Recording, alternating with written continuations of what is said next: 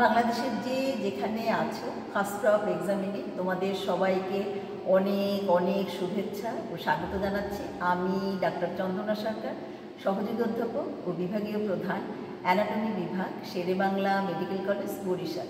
আমাদের আজকের topic explanatory figure of Fallot's tetralogy. তো শুরু করি। দেখো, this is the figure of Fallot's tetralogy. বাঁ দিকের ছবিটা দেখো, এটা হলো normal heart. Now first question, what is Fallot's tetralogy? It's a congenital anomaly of the heart which is composed of 4 components. তাহলে পরের question, what are the 4 components? Number 1, pulmonary stenosis. Number 2, right ventricular hypertrophy. Number 3, interventricular septal defect. And number 4, overriding of the aorta. তাহলে these 4 components collectively termed as Fallot's tetralogy. We know tetra means 4. আবারও বলছি, 4টা component কি? Pulmonary stenosis, right ventricular hypertrophy, interventricular septal defect and overriding of the aorta. পরের question, what is the embryological basis of this Fallot's tetralogy? দেখো, conotruncal region of the heart এর unequal division. তাহলে আমরা কি বলবো? Unequal division of the conotruncal region of the heart is responsible for Fallot's tetralogy. তাহলে পরের question, unequal division of conotruncal region কেন হচ্ছে?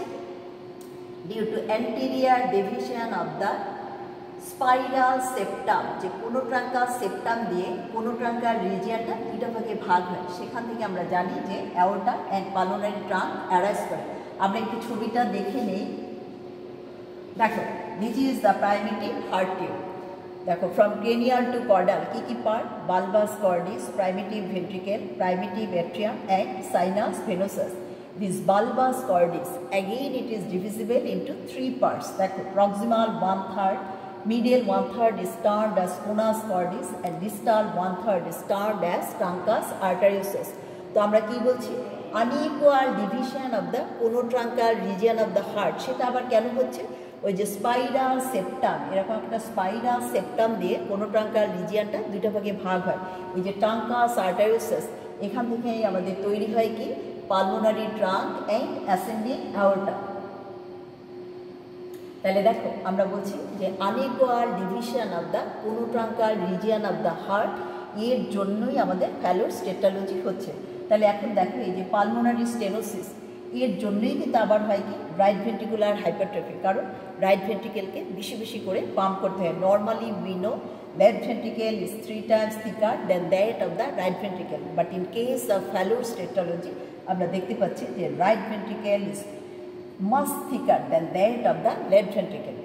এরপর আমরা কি বলছি? যে ইন্টারভেন্ট্রিকুলার সেপ্টাল ডিফেক্ট। দেখো, ইন্টারভেন্ট্রিকুলার সেপ্টাল তার দুইটা পার্ট, একটা হলো মাস্কুলার পার্ট আর একটা মেমব্রেনাস পার্ট। তাহলে কোন পোর্শনে ডিফেক্টটা হলো? মেমব্রেনাস পার্টে।